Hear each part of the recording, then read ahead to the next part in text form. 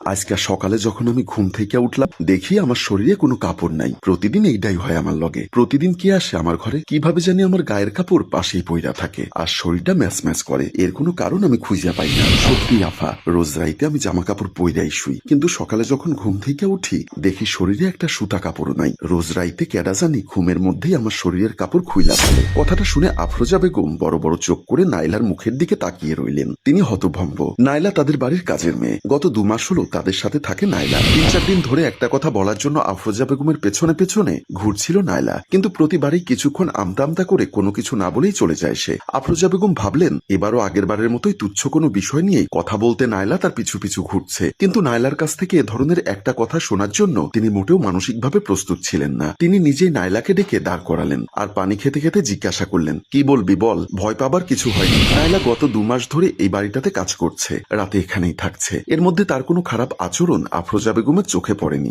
মেয়েটা একটু বোকা, তবে সহজ সরল। তার এক বিশ্বস্ত বান্ধবীর আশ্বস্ততাই মেয়েটাকে গ্রাম থেকে আনা হয়। এই বাড়িতে সবার আগে ঘুম থেকে ওঠে নাইলাই। আর সে কি বলছে, সে যখন ঘুম থেকে ওঠে তখন তার গায়ে জামা কাপড় থাকে না। মেয়েটাকে দেখে মনে হচ্ছে না সে মিথ্যা কথা বলছে, বা এই ধরনের কোনো একটা মিথ্যা কথা মেয়েটা বলবেই বা কেন। কথাটা শুনে আফরোজা বেগম এতটাই হতভম্ব হয়ে গেছিলেন যে কখন তার হাত থেকে পানির গ্লাসটা মেঝেতে পড়ে টুকরো টুকরো হয়ে পানি চারিদিকে ছড়িয়ে পড়েছে তা তিনি খেয়ালই করেননি। নাইলা এবার একটা বেলচা আর ঝাড়ু এনে মেঝেটা পরিষ্কার করে নিল, ঘর থেকে বেরিয়ে গেল। এর কিছুই আফরোজা বেগমের চোখে পড়ল না। নাইলা যে জায়গাটিতে দাঁড়িয়ে কথাটা বলেছিল তিনি এখনো সেই দিকে হতভম্ব বিহ্বল দৃষ্টিতে তাকিয়ে রয়েছেন। কিন্তু নাইলা চলে গেছে কখন? কেউ এই ঘরে এই মুহূর্তে প্রবেশ করলে ভাববে আফরোজা বেগম কোনো অদৃশ্য মানুষের দিকে চেয়ে রয়েছেন, যেই মানুষটাকে তিনি ছাড়া আর কেউ দেখতে পান না। আফরোজা বেগমের মাথায় এখন অনেক প্রশ্ন।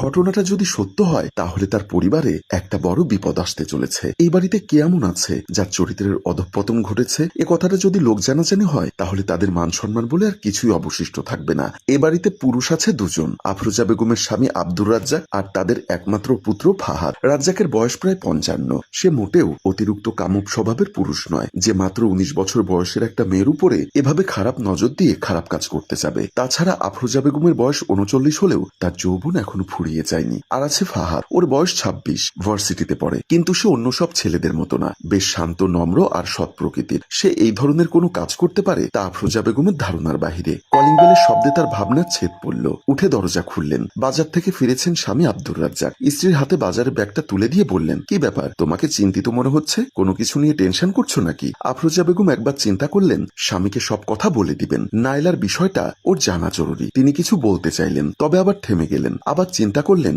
আসল অপরাধী ধরা পড়ার আগে কাউকে বিশ্বাস করা উচিত হবে না, হাজার হলেও পুরুষ। যদি ভুলেও কোনো ভুল করে থাকে কেউ। আব্দুর রাজ্জাক আবার জিজ্ঞাসা করলেন, কি হয়েছে, কথা বলো না কেন? আফরোজা বেগম বললেন, কই কিছু না। বাজারের ব্যাগটা নিয়ে তিনি রান্নাঘরে চলে গেলেন। আফরোজা বেগম রান্নাঘরে এসে দাঁড়িয়ে পড়লেন। খেয়াল করলেন ঘরে কেউ ছিল না। তার স্বামী এতক্ষণ বাজারে গিয়েছিল আর তার ছেলে ভার্সিটির জন্য রওনা হয়েছে তার সামনেই। তাহলে কি নীলার মনের ভুল? তিনি এতক্ষণ নিজের স্বামী আর ছেলেকে নিয়ে এসব কি ভাবছিলেন? এটা ভেবে তিনি বেশ লজ্জা পেয়ে গেলেন। হয়তো একদিন ঘুমের ঘরেই কাপড় খুলে গিয়েছিল নাইলার, আর যে কোনো কথাকেই বাড়িয়ে বলার অভ্যাস নাইলার, তাই হয়তো এসব আজে বাজে কথা বলছে তাকে। শুধু শুধু মেয়েটার কথা গুরুত্বের সঙ্গে নিয়ে এতক্ষণ বিভ্রান্ত হচ্ছিলেন তিনি। আফরোজা বেগম দ্রুত বাজারের ব্যাগটা রেখে নাইলার কাছে গেলেন। নাইলা তখন বাথরুমে জামা কাপড় ধুচ্ছিল। তিনি গিয়েই ধমকের সুরে বললেন, দেখ নাইলা, তুই আমার কাছে এই ধরনের আজগুবি কথাবার্তা আর কোনোদিন বলবি না। আর একবার এই ধরনের কথা শুনলে তোকে সোজা তোর গ্রামের বাড়িতে দিয়ে আসবো। নাইলা কথাটা শুনে মাথা তুলে কয়েক মুহূর্ত স্বাভাবিকভাবে আফরোজা বেগমের মুখের দিকে চেয়ে রইল। পরক্ষণে আবার কাপড় ধোয়ায় ব্যস্ত হয়ে পড়ল। আফরোজা বেগম আর কিছু না বলে নিজের ঘরে ফিরে এলেন। প্রথমে নাইলার বলা কথাটা তিনি যতটা গুরুত্বের সঙ্গে নিয়েছিলেন এখন ততটাই তুচ্ছ বলে মনে হচ্ছে।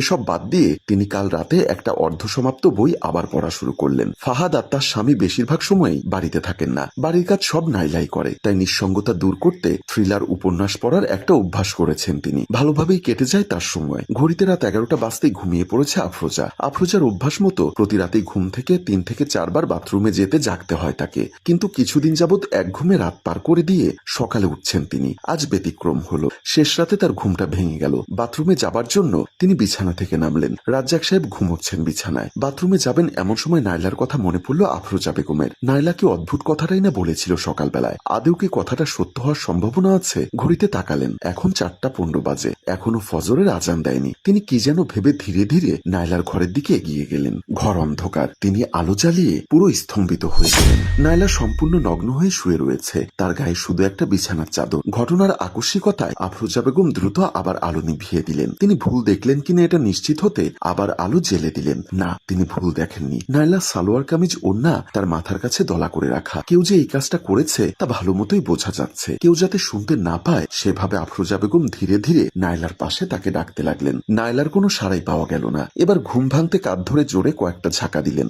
অবাক কাণ্ড, তাও নাইলার ঘুম ভাঙল না। নাইলার ঘুম তো কখনোই এত গাঢ় ছিল না। আর কোনো উপায় না দেখে ঘর থেকে বেরিয়ে আলো নিভিয়ে দিলেন তিনি। ফাহাদ দরজা খোলা রেখে রাতে ঘুমোয়। ফাহাদের ঘরে গিয়ে দেখলেন সেও বেঘরে ঘুমোচ্ছে। বাড়িতে তো আর কেউ নেই। তাহলে কাজটা করলো কে? কে মেয়েটার জামা কাপড় এভাবে খুলে ফেলেছে? ফাহাদ এবং রাজ্জাক তো ঘুমোচ্ছে। আচ্ছা, তারা দুজনে কি আসলেই ঘুমোচ্ছে, নাকি তাদের কেউ একজন ঘুমের অভিনয় করছে? না, এটা নিয়ে কিছু ভাবতে পারছেন না তিনি এই মুহূর্তে। মাথা আর কাজ করছে না। আবার ঘরে গিয়ে রাজ্জাক সাহেবের পাশে চুপচাপ শুয়ে পড়লেন তিনি। বাকি রাত আর ঘুম হলো না তার। এপাশ ওপাশ করে রাত কাটালেন একটা তীব্র অস্বস্তি নিয়ে। চোখ বন্ধ করে রইলেন। বেশ কয়েক ঘন্টা তিনি নির্ঘুমে কাটিয়ে দিলেন এইভাবে। হঠাৎ তার চোখ লেগে এলো। যখন ঘুম ভাঙলো আঁতকে উঠলেন তিনি। ঘড়িতে দেখলেন রাত 4টার কিছু বেশি। রাজ্জাক ঘুমোচ্ছে। অনেকটা সময় চলে গেছে। তিনি দ্রুত উঠে নাইলার ঘরে গেলেন। সেই একই দৃশ্য। নাইলার গায়ে জামা কাপড় নেই। তিনি কিছুই বুঝতে পারছেন না। ঘুমের সুযোগে রাজ্জাক এসেছিল নাকি ফাহাদ? নাইলাকে বেশ ভালো করেই ডাকলেন আজও, কিন্তু উঠল না সে, যেন অজ্ঞান হয়ে আছে। এটা আরো বেশি আশ্চর্যের। থ্রিলার উপন্যাস পড়তে পড়তে একটা জিনিস বুঝেছেন আফরোজা বেগম, যে কোনো বড় রহস্যের সমাধান করতে ছোট ছোট ক্লু ধরে এগোতে হয়। আফরোজা বেগমের চোখ গেল ঘুমন্ত নাইলার মাথার কাছের একটা পানির জগে। এই জগটা থেকে নাইলা পানি খায়। হতে পারে এই জগটা থেকেও ঘুমের ঔষধ মিশিয়ে দেয় রোজ, যার ফলে রাতে নাইলা আর জাগে না। এই সুযোগেই ধস্তাধস্তি ছাড়া কেউ তার সাথে খারাপ কিছু করতে চায়। ছি ছি, এসব কি ভাবছেন তিনি? না, এমনটা হতেও পারে। না হলে এত ডাকার পরও নাইলা উঠবে না কেন? নানান চিন্তা ঘুরপাক খেতে থাকে আফরোজা বেগমের মাথায়। তিনি জগটা নিয়ে বের হলেন। আফরোজা বেগম গেলেন তার এক পরিচিত এক ল্যাবে। তার বান্ধবীর মেয়ের নাম ফারহানা, ফরেন্সিক ডাক্তার। তার কাছে সেই পানির বোতলটা দিয়ে তিনি পরীক্ষা করতে বললেন এর ভেতরে ঘুমের ঔষধ মেশানো আছে কিনা। ফারহানা কৌতূহলী হয়ে জানতে চাইল, এই পানি আপনি পেলেন কোথায়, আর পরীক্ষাই বা করতে চাচ্ছেন কেন আন্টি? আফরোজা বেগম মিথ্যা কথা বললেন। তিনি বললেন তার এক বান্ধবী এই পরীক্ষা করতে দিয়েছেন, সে তার নাম গোপন রাখতে চায়। ফারহানা আত্মাকে ঘাটালেন না, বলল বোতলটা রেখে যান, বিকালে রিপোর্ট হাতে আসবে। আফরোজা বেগম বাড়িতে চলে এলেন। বিকাল গড়িয়ে সন্ধ্যা হয়ে গেল। ফারহানাকে তিনি কয়েকবার কল দিলেন, কিন্তু সে ধরল না। তিনি এবার কিছুটা অস্বাভাবিকভাবে ঘটনাটার ব্যাপারে চিন্তা করলেন। তিনি কি শুধু শুধু তার আপন ছেলে আর স্বামীকে সন্দেহ করছেন? ফাহাদ বা রাজ্জাক কেউ যদি এটা জানতে পারে তাহলে তাদের কাছে তিনি কতটা ছোট হয়ে